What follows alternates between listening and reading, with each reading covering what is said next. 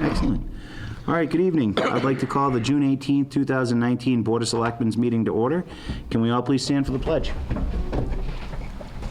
I pledge allegiance to the flag of the United States of America and to the republic for which it stands, one nation, under God, indivisible, with liberty and justice for all. Okay, and under Chairman's announcements, I only have one thing. The Central Massachusetts Metropolitan Planning Organization is looking for delegates from all of the boards of selectmen throughout the area. So I was thinking that our CMRPC delegate might be a fantastic nomination for this particular organization as well. I think he showed his expertise in that area and his enthusiasm as well. I mean, he's been there for a couple of terms already. Certainly nobody else is going to be able to match his I don't think past so. performance. In fact, I think it'd be very disappointed if we hadn't considered him this evening. Even though he's not here, we should do what he would wish, I would think. Yeah, I think if he were sitting here. He would be practically begging to be appointed Absolutely. for this. So, that being said, I'd love to nominate Selectman Bonin to the Central Massachusetts Metropolitan Planning Organization. And I enthusiastically second your motion. The motion's been made and seconded. Is there any further discussion? I don't see the need for it. All those in favor say aye. Aye. Okay. Now we've gone past that. Is there anyone here for anything that is not currently on our agenda? Seeing as none, we will go right to our first item, which is the hearing for transfer and location change of Digger's liquor license and possible vote. So if you folks want to...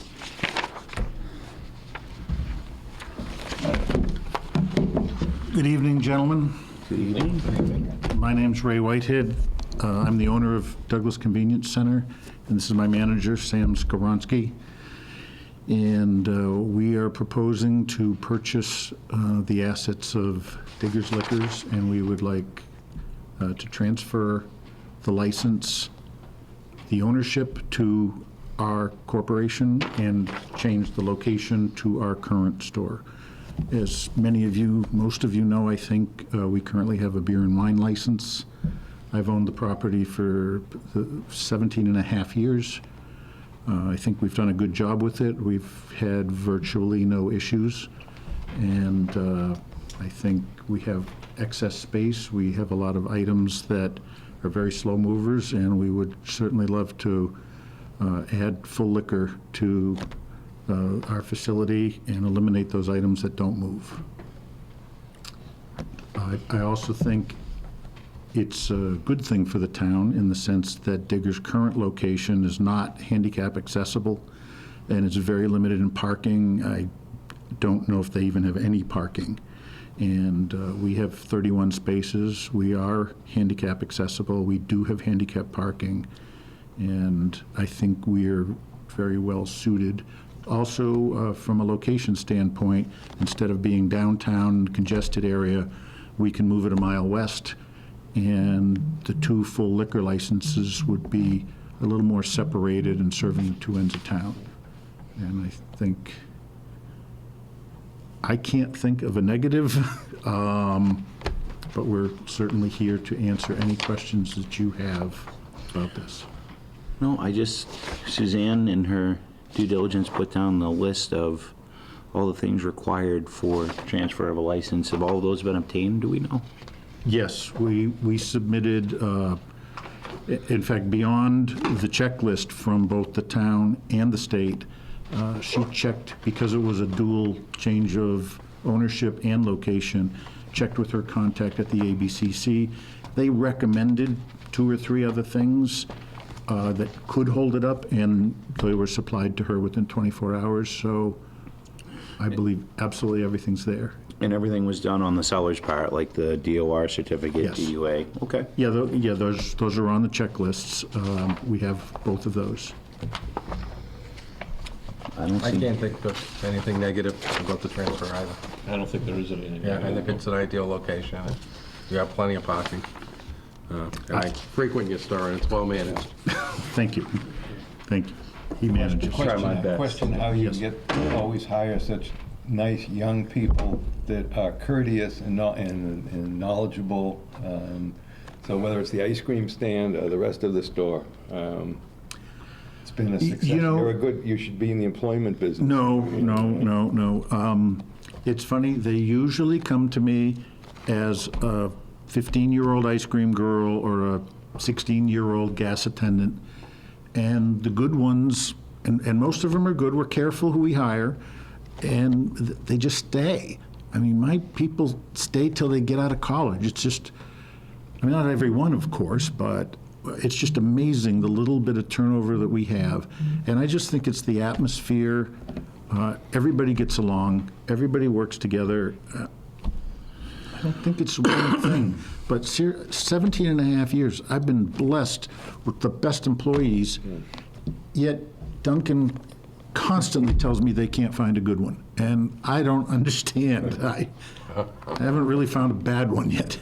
It's a sign of a good business if your employees are that happy that the turnover is low, so. Yeah, it's always the same faces when you go in. It That's is. always a nice thing. Somebody 21 or older. Very little turnover. Very little. And if there is turnover, it only gets better. And they get to know their customers because you don't even have to ask. Yeah. Now we could just get them to put down the damn phones. Oh, that's a losing battle. I gotta say, I've never seen that guy with his phone in his hand. No. He uses his phone to place orders for groceries, but Depends on when you come in, I guess. Sam's great. Sam's I'll try been, and catch you. Yeah. Sam's been with me 11 years. 10 or 11 now, yeah. A kid in high school pumping gas. Second job, worked for a year for Gregory's. Got fired from Greg, started there the next day. And, yeah, he's my manager and an indirect financial participant in the store. His compensation is partly based upon the results of the store, and it is expected that he's my heir apparent also. Oh, nice. Nice. Very good. I would accept a motion on this if anybody's daring enough to make one. We have to close the public, yeah. I move we close the public hearing. I'll second. Motion's been made and seconded. All those in favor? Aye. I would move that we accept the transfer of the liquor license as laid out. Second? Motion's been made and seconded. Any further discussion? All those in favor say aye. Aye. All set. Thank you. May I address you on unrelated issue? Yep. Or should I wait till after? It's very brief. Yeah, we're good. Go ahead. Fairly Okay. informal. I've been here for coming on 18 years, and I've gotten to know a lot of people in town, and I hear a lot of stories. And I hear a lot of people complain that this town is anti-business and doesn't help businesses. And I just want to share, I'm not here to say any of them are wrong. I don't know enough details, or I don't have an opinion. I assume they're right. But I had the exact opposite happen when I came to town, and from Chief Gonier and Buff and everybody in town helped me succeed and helped guide me. And when I renovated in 2004, I had to go through every committee. And I have to tell you, I felt that every committee I went through, I didn't get everything I wanted, and I had to give a little, but I think that was just part of the normal process. And I couldn't be more appreciative of how this town helped me do that. And there's one particular person at that time who really helped me, and that was Bill Cundiff. He walked me through the process and told me what to expect and what everybody's issues would be, and I was well prepared for the meetings. And I just want this board to know that my experience and everything that's happened in this town from my business has been unbelievable. So I just want to go on record saying that. I appreciate it. Great to hear. It is. It is. There is rumors that fly around about we're difficult to do business with, and in many cases, when you start scratching the surface, you realize that they're not following a process that's pretty clearly defined. And I think that is my point. And my, I don't want to say advocate, but just the person who guided me through everything was Bill. And I think if everybody had someone like that in town to make sure they go through the process correctly and what to expect, I think they may have better results. You gotta be careful now, he'll jump ship and go over to the private side and be guiding business owners. I can tell you one place, you won't see Bill is in IT. I can tell you that right now. You will not see What Bill, makes you say that, Mr. Chairman? because he had a monstrosity of a external hard drive that should be outlawed in every state at all times. So if he comes into your store, just call him Terabyte Bill. Terabyte He Bill, really likes that. All right. Thank you for Thank you. letting me speak. All right. Thank you, gentlemen. Thank you. Thank you, guys.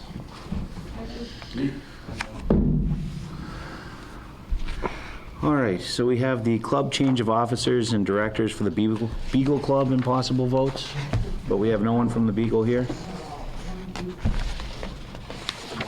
Which usually we don't have somebody when they're doing a change of officers. Right, I don't believe we used to do that. No. I seem to change their offices quite often. Yeah. It's a dog-eat-dog business. Did, wow. And there it is, Hal. That's good, Al. Nicely done. Did Suzanne bring anything to your attention that might be a potential issue for the Beagle, or any problems, or anything that we should know about, or is this pretty straightforward? And It's very straightforward. all right. Just for the record, I am a member of the club. Oh, But you're not on the board. I don't have a Beagle, no. you're out. Does anybody have a Beagle? I don't know if anyone there, someone there, numbers. One of my neighbors has a Beagle. Okay, is he a member of the club? I don't believe so. But I'm sure you could lease his Beagle if you wish to become a member. If I need a Beagle for PR purposes, I'll speak way with to your get neighbor. Yes. I've got a backup Beagle too, if you need You got a back. Excellent, thank you.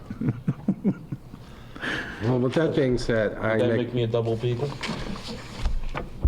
I'll make a motion that we approve the change of offices I would second. / directors for the Beagle Club. I would second. Motion's been made and seconded. Any further discussion? All those in favor say aye. Aye. Aye. And actually, Dave, it would make you the legal Beagle. Like that. Don't The, quit your day job. already did. Too late. Ambulance write-off policy, third reading, and approve and possible votes. We have our good friend, Mr. Vincent here. Any changes? Yes, Should we have our chief come up? Actually. yes. Come on up. Actually, no, sit back there and talk to us. We don't like you getting too close.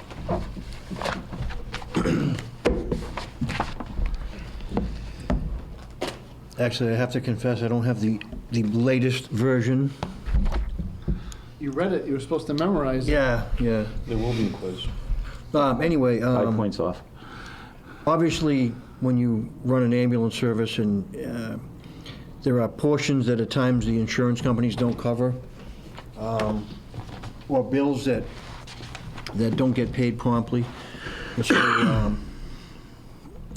we have a couple of situations where, obviously, if there's a death or if there's a hardship,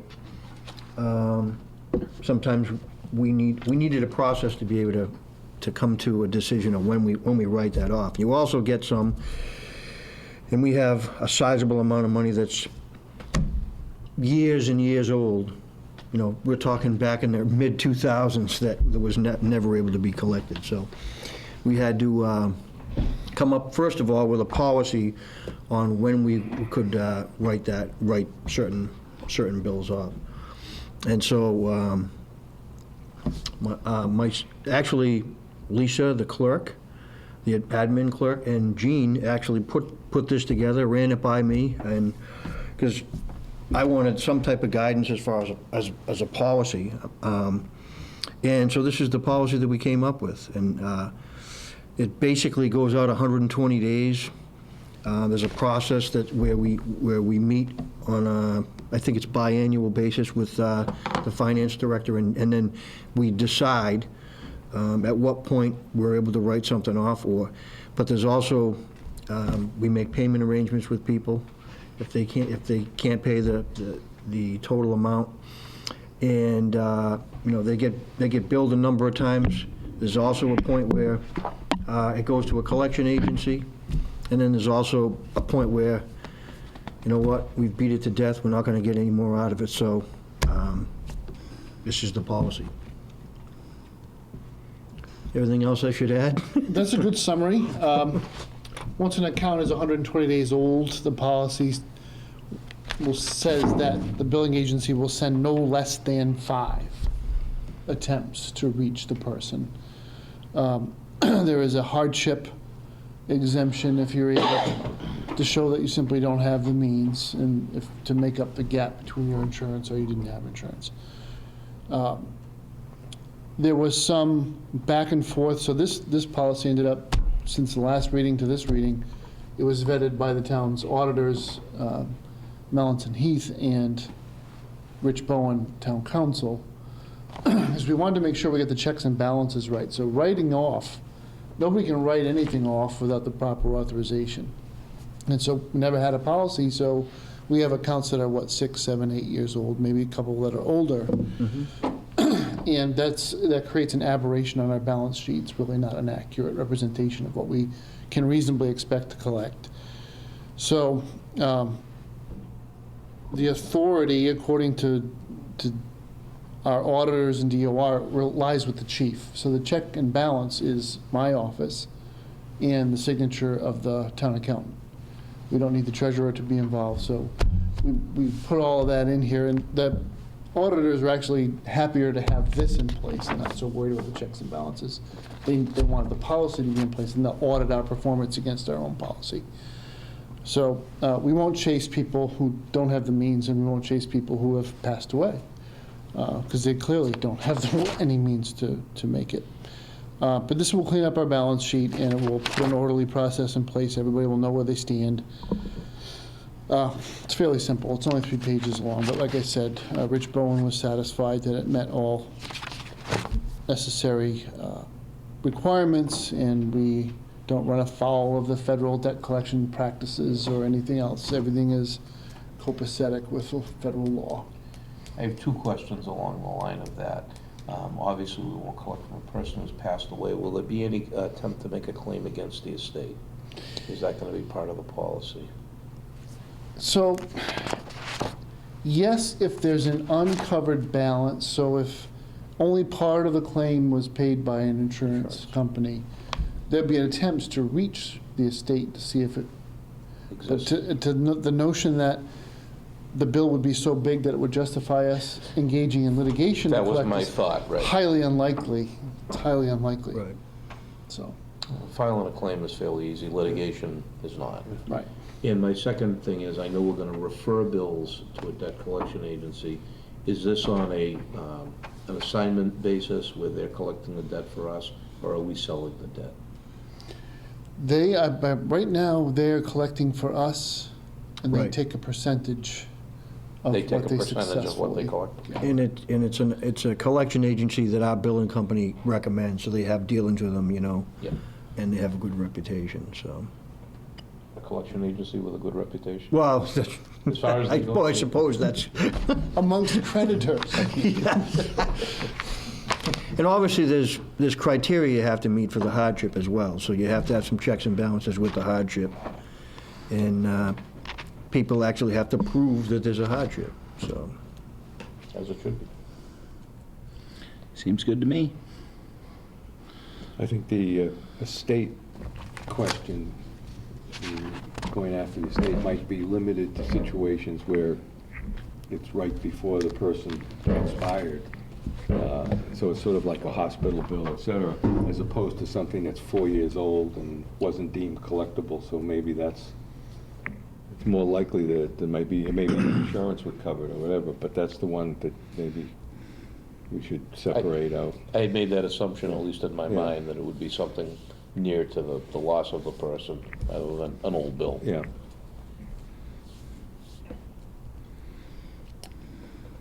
That's really about it. We just wanted to put a process in place, and we wanted to put our heads together. I say that no one of us is as smart as all of us when we're doing these things, so. Sounds good to me. We're going to approve tonight then, is that correct? Yeah. I would make a motion that we approve the policy as written. I'll second. Motion's been made and seconded. Is there any further discussion? Seeing as not, all those in favor say aye. Aye. Thank you very much. Thank you, Chief. All right, so we have to appoint Board of Selectmen representatives to host agreement negotiating team and possible votes. So, Mr. Chairman, there's more than one party that has sought the attention of the board to negotiate a host community agreement. And my recommendation is this, that they come to you with a concept plan, which is not the same thing as a briefing, you know, I just took some paint and threw it into the fan to see what I would get kind of idea, but an actual concept plan that an engineer has drawn to demonstrate that the proposal would fit on the lot, that the zoning is appropriate, that they've filed for the various and sundry permits before they ask you to actually start negotiations. The community needs the opportunity to see what it could potentially be done before the elected officials are put in a position where they have to say yes or no to an amorphous idea that may end up being something that the community has a difficult time swallowing. And I say that because I don't want to repeat what happened in the town of Charlton, where a board and the town administrator or manager there, I forget what her title is exactly, came out of an executive session and had a piece of paper, almost like Neville Chamberlain, waving it and said, we have this agreement. Plodding that town. And it ended up being a controversial project and has divided the town significantly. And economic development is about building consensus and getting a majority of the town behind an idea. So rather than expose you directly to already having talks with someone, I would like them to come to you in July, so your next meeting, 2 weeks hence, to go over a concept plan. So I know that's in the works because they've been in and out of here with various communications, that wetlands have been flagged, that process is done. And now they're GPS plotting the flags, and there's a lot of detail work being done with an engineer to make sure that what we're looking at is potentially really only site plan review at the planning board stage, but both elected boards of the town, the major elected boards of the town, the selectmen and the planning board, should have the opportunity to feed back the concept and discuss the concept before you're put in a position to talk about it. That's my recommendation. But you can always, Meeting, maybe? you can always appoint your members tonight, and then we can start filling you in with documents and bringing you into the meetings. It's really up to you. Yeah, I mean, I think it would make sense to at least get who they're gonna be dealing with hashed out. And then as they come forward, because I'm sure that, you know, these hosted community agreements, it doesn't just apply to marijuana, it's God only knows what. And it'd be better just to have a standard process in place, I think. Yeah, in this case, they both are cannabis proposals. One's much further along than the other. Yeah. And as you know, the town's land use attorney has built up quite a long track record over the past year of negotiating these agreements on behalf of numerous municipalities. And they have a template, which on my review was a pretty solid document. There's, you know, all kinds of arrangements for how the town gets revenue. So that's been circulated to the entire board Okay. for your review. Al, would you have an interest in being on that? Yeah, I do that. Dave? Yes. Those would be my picks. Are you making a motion? Yeah. I'll make a motion that the Board of Selectmen delegates for host community agreements would be Dave Cortez and Hal Davis. I'll second that motion. Motion's made and seconded. All those in favor say aye. Aye. Is the meeting in July going to be joint with the planning board? Or you invite them? We've gone back and forth about that. Yeah. We're gonna look at their meeting schedule and make sure they're not too clammed up with site proposals, but I think the progression we were hoping for here is a concept plan, progress against a host community agreement, turns into a site plan submission fairly quickly to the planning board so they can initiate their formal process, either site plan review or subdivision, whatever the proposer decides to do. Yeah. Well, I think our delegates for host community agreements was almost as easy as the Central Mass Metropolitan Planning Organization appointment. Doesn't mean we're signing up for every other committee, though.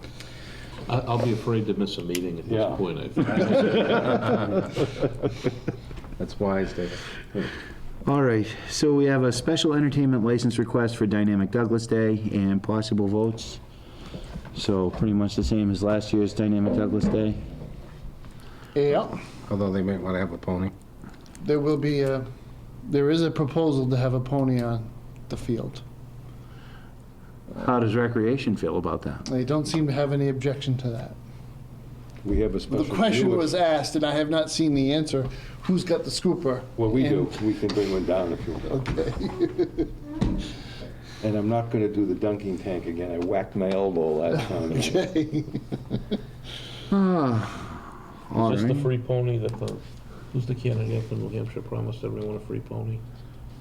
I don't remember, but I know The guy Gary was- Vecchione's father used to own a car dealership that offered a free pony with every car. I know you used to have a donkey as a kid, Guy Ken. was the boot on his head there in New Hampshire. You wanna rescue one? There's a place in Florida looking to place them. Do you want another one? I would consider it. You would strongly, to the 7 of you that are watching this evening, if you know of a donkey in distress and need of a good home, Just drop them off at the fire station. Exactly. Chief Vincent will care for the dog. ask for Chief Vincent. It's a whole new business, ER orphans. So I'll make a motion that we approve the special entertainment license for Dynamic Douglas Day, I would, and we waive the fee. I would second those.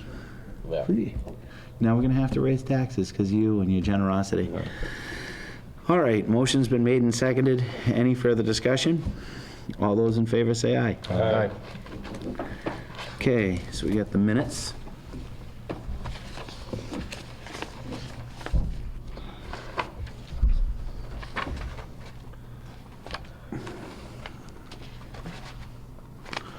So I'll make a motion that we approve the minutes for the June 4th, 2019 Selectmen's meeting.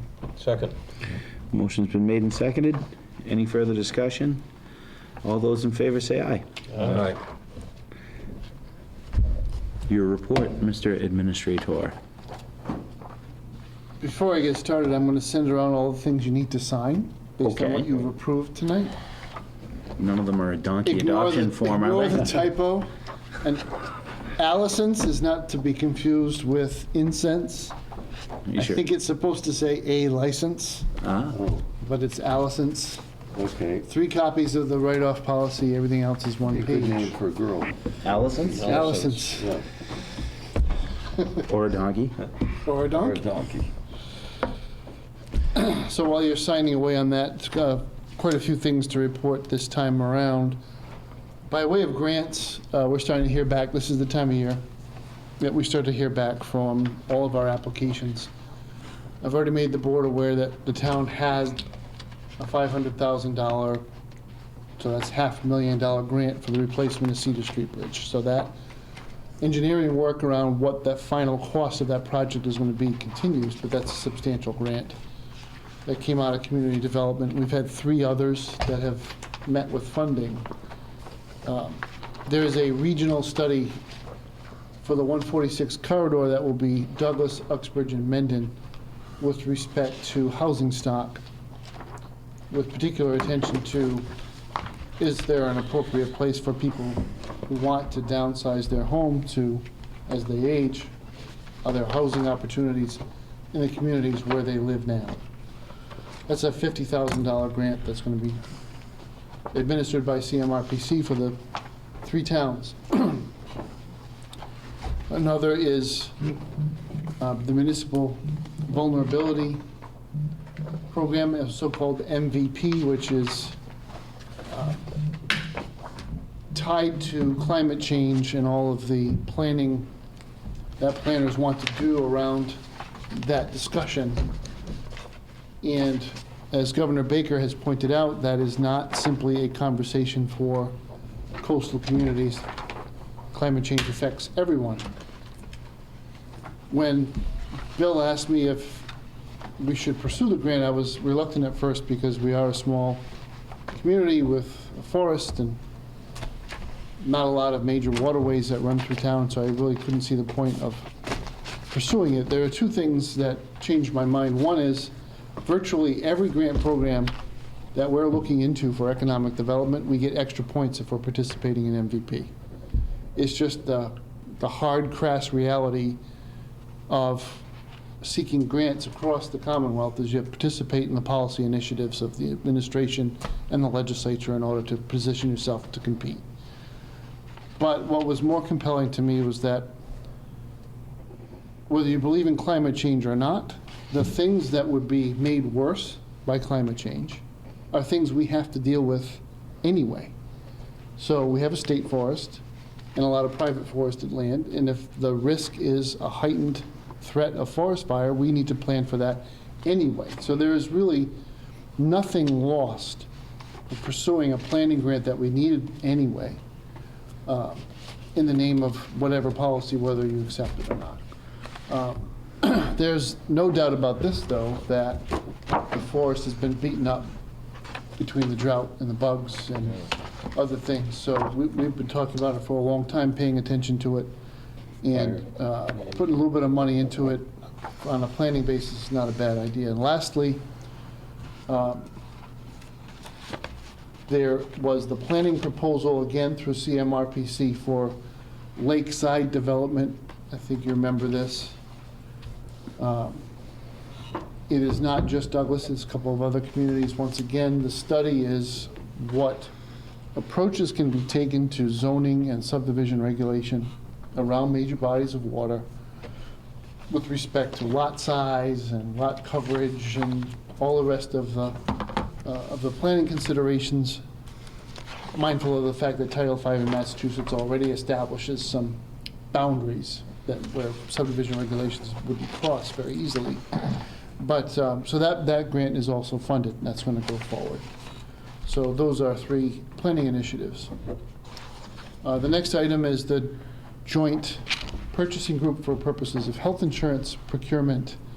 We have met and gotten organized, and we've entered into all the major contractual relations of the self-insured group.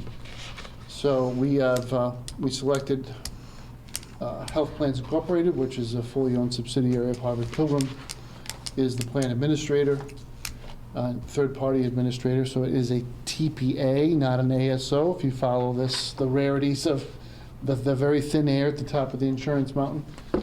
You know the difference with all these acronyms.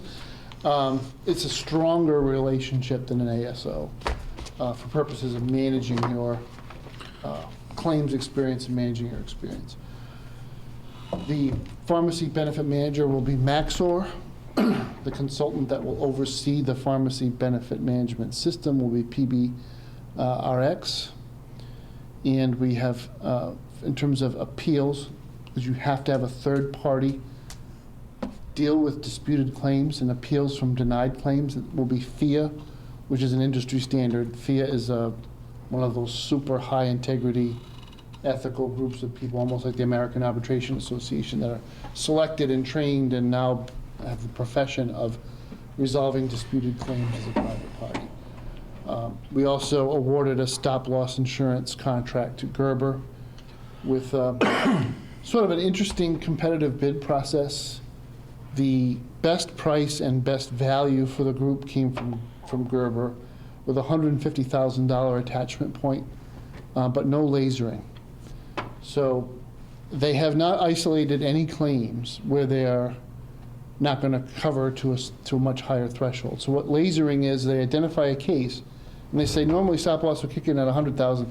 This person's really sick, so we're not going to cover that claim history until it gets over 225. That's called lasering, and it is used to try to knock down the premium, but then you have the exposure to the big claim. We picked a vendor that will not do any lasering. The attachment point is slightly higher, and the hope is that if we have really solid claims experience for a couple of years as a joint purchasing group, we would create what is called a captive. So if we have enough equity, we would reinsure ourselves, and then we would bump the reinsurance up to an even higher attachment point. The notion being that instead of paying premium, the premium is $1 million a year.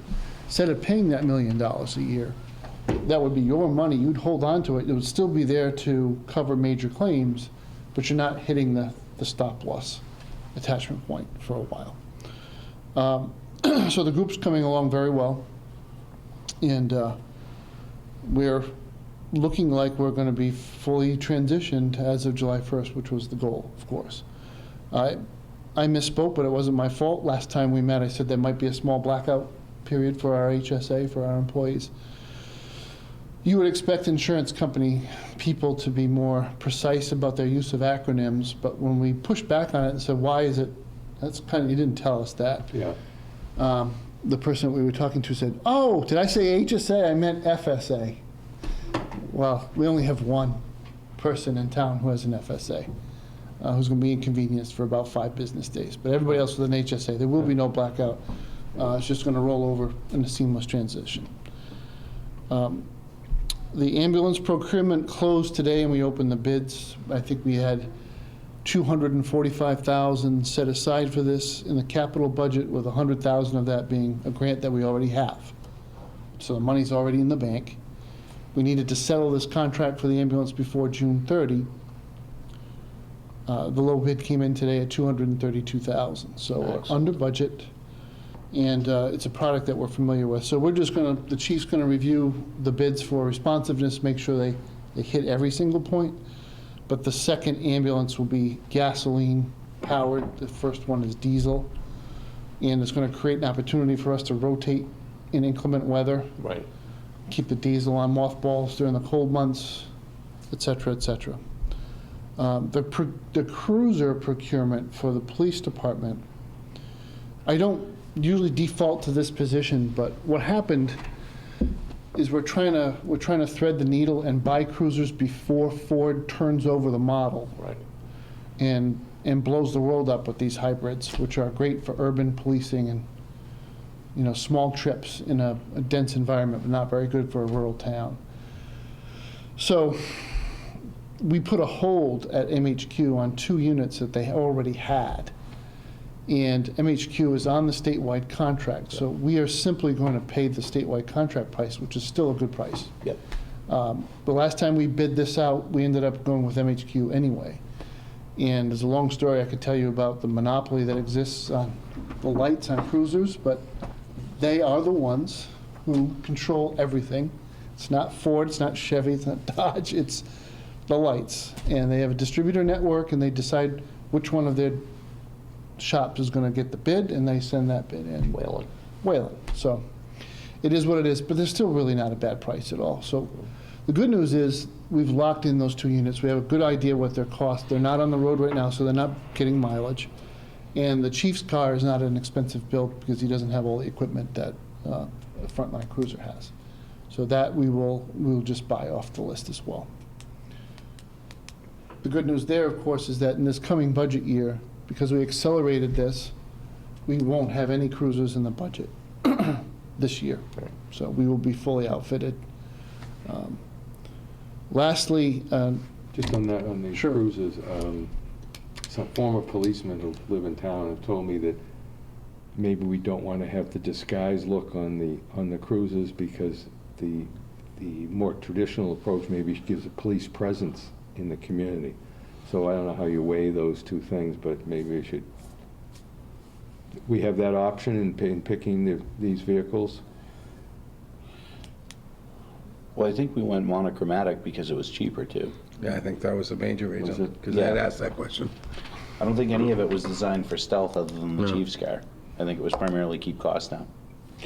yeah, I mean, I see your point. Yeah. There are 2 things I don't usually tell a police chief: how to design his cruisers and his patch. Right. I will- Those 2 things that the chiefs I will call. tell you this, that, you know, right now they're all Fords, and Ford, if you want to go with a multicolor, even black and white, the cost of that has dramatically increased. Really? Yeah, so I can tell you from experience on the other side, they have to be painted after the factory. The factory won't do it, and the cost is much higher than it was in the past. So I think you have to kind of weigh that, and I agree with your sentiments that Yeah. people are expressing to you. I think people seeing police cars is a great thing. But there's gonna be a greater cost. And being the kind of jerk that I am, I like them people seeing the police lights, not the cruiser. Let's just pull them over. Give them a ticket if they're speeding. Leave the lights on all the time. Because the town will get a reputation, you see, and that'll deter crime much better than a black and white cruiser. We've already got a pretty good reputation. I was just gonna say that. Because pretty much everybody seems to think we have 150 cops on at all times. That's a good thing. It is a good thing. Keeps the bad guys away. Lastly, and I say this, I'm sorry to say it, our Board of Health agent is going to turn the reins over to someone else, and I think Corey has done just a wonderful job. And he's not disgruntled in any way, just, there's a burden with being an enforcement agent, part-time, when you have a full-time job and a family. And he wants to return the balance to his life, but he's going to stay on the board, which is good news. Experience to stay on the board. But we are going to be looking for a new health agent in a couple weeks. So if there's anybody out there who wants to serve the town in that capacity, that would be a place where we want to direct some energy. And hello, Hi. you missed it. You're already approved. Oh, okay. So you can go back to town meeting in Uxbridge. No. No? I just came from work. With much discussion about the pony. The pony, yeah. The Yes, pony? the pony. Is everything okay? Do you want me to come up? Is it on the Everything's pony okay. bingo? Everything's wonderful. Our fire chief is disgruntled because it's a pony and not a donkey. I do have to- Mule, I think you wanted to. I do have a request from the fire chief that came from my other co-chair, but I need to ask you guys too if it's okay too to have it, but can I do it now? A fire-breathing donkey? No, may I step up? Sure, Gentlemen? sure. Okay. Can I ask the fire chief to come up for a moment too? Come on Oh, up, boy, Chief. this is like the I Duncan could see booth. the trepidation in the chief's face. Grab a seat, Don Quixote. My co-chair, Lori Colbert, would like to invite the police department and the fire department to a tug-of-war. Is there any complications? You have to check with their unions. They're not on duty, so there's no IOD. I knew that was coming. I'll be honest with you, it's tough to get people, but you can try. Okay. all I right. can't force anybody to do anything. No. Will there be any Of course not. good-natured wagering, you think, Chief, I don't on know. this, perhaps? I could see some betting happening. There's going to be a guaranteed There's junk some going on in my bet. head right now. There's going to be yeah. some junk bets there. In my head, I've already won, so. Wait, in your head, you've already always. Yep. And you guys all agreed last year that you'd all be part of the dunk tank. Even I the wasn't, town I manager. was Yeah, just well- my elbow last year. Yeah, Actually, Hal has baseball's already very said busy, that he very busy cannot do baseball it. season. Okay. I I'll fit it understand. in if I can. I'm really not making that as an excuse, but. Okay. I my think son's Tim not did on it the last year. Maybe he wants to be selected again. I think Tim spoke about the Tim fact he'd like to actually be a said that donkey. he really enjoyed the dunk tank. Right. But you owe us, Kevin. I do. But I would rather owe you than cheat you out of it. Dave, So- will you be able to attend in it too? I'll have to check with my scheduling manager, who's doubtless watching at home right now. Okay. Sure. All right. Well, I hope that she will allow you to do it. I'll speak with her. I will make every reasonable accommodation that I have to be there this year. Okay. All right. Okay? We have a lot going on for the day, so we're very excited that. You had me at the pony. You had Kent with a donkey. I had no idea about the pony until Donkey the discrimination. vendor asked. It is donkey discrimination. I didn't hear talk about a fire-breathing donkey. I don't know where that's going. Is there anything that you guys would like at the event? You to make a lot of money. Oh, well, thank you. I appreciate that. I'm hoping to, yes. Good weather? Yes, I'm hoping for that too. I really don't want tornado warnings again. So, all right, well, thank you for your time. I won't take up any more. Thank you very Donna, much. thank you. Thank you. Thank you, Chief. Much appreciated. Mr. Chairman, I was done, so, You were done? yep. So, any old business? I do have some new business that I'd like to try and throw on to the next agenda, is that I'd like to start doing a deeper dive on a new police station and making use out of the old grammar school. And potentially, I call it campus-based roadways. So putting some infrastructure in between the middle school and elementary school and the high school campus, and looking at the feasibility of an access road off of Martin Road. So, but I would like to start seeing try and maybe put a committee or something together We need to look at that. and figure out what costs would look like on that, and then determine if there's any grants, be it MassWorks off of the infrastructure side. But to me, it makes sense to put it there. It's gonna check a lot of boxes. We can't have the police department living in the basement forever. And we've obviously not come up with a way to dispose of that building, and it's an historical building. If we can use it, I would like to use it, and it seems the ideas meld together pretty well. Having a police station right in or adjacent to the school complex is a nice thing as well. I think it's like, also you're right in the heart of downtown, right Right. there. So it makes sense to me. Well, But, it comes down to dollars and cents. Doesn't it all? Yeah. But I also think under emergency management as well, like when you start looking at the way society is, and that's where that infrastructure part comes in. Like, we need to get better access roads in and out of the school in the event of an emergency. Because I think that right now, the way they're set up is a bit of a logistical nightmare. To say the least. That's all I had on the new business.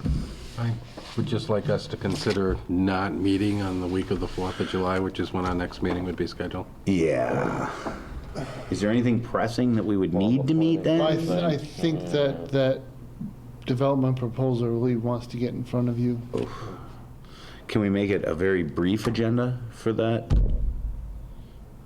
If you're amenable to it, I mean, I don't think it's crazy to ask them to wait until the 9th, and that just that you would meet 2 weeks in a row. Because I can't guarantee that I'll be here for that meeting. Yeah, I mean, you got a chance to look at your schedule, you're gonna be around, would it make more sense on the 9th for all parties? I can do either one. So Al? Or, I mean, well, when I offered it to them, they said there was no way they could be ready for the 25th of June. It's It's just not possible. yeah, they don't want to come to you with a bad drawing. They want a conceptual plan that looks like something that's actionable. No, I wanna make sure that they have their time to do what they need to do for a good quality product to be brought in front of us. But the 9th, I mean, makes a lot of sense. The 4th is what day of the week? It's a Thursday, so. All right, so let's just do the meeting on the 9th? That's not gonna screw them up at all, it's only a few days wait. Yeah, I don't think it'd be too bad. Okay. That's So we're fine. canceling the 2nd and going to the 9th, correct? Yes, sir. Okay, very good, thank you. That's all I got. Well, I'd like to make a motion I'm to enter glad you're into doing that. executive session for the purposes of possible liability and to exit executive session for the purposes of adjournment. I would second that, well-reasoned motion. Roll call vote. Mike Hughes, aye. Kevin Morris, aye. Hal Davis, aye. Dave Cortez, aye.